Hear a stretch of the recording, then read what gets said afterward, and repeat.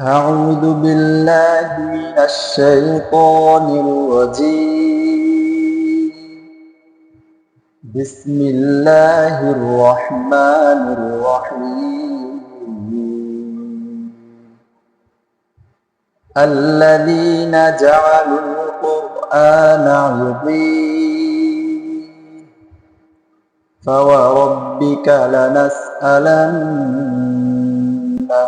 أجمعين عما كانوا يعملون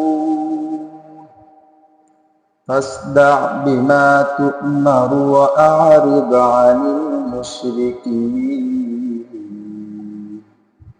إنا كفيناك المستهزئين الذين يجعلون مع الله إلها آخر فسوف يعلمون ولقد نعلم أنك يضيق صدرك بما يقولون فسبح بحمد ربك وكن من الساجدين واعبد ربك حتى يأتيك اليقين صدقت يا رب العالمين.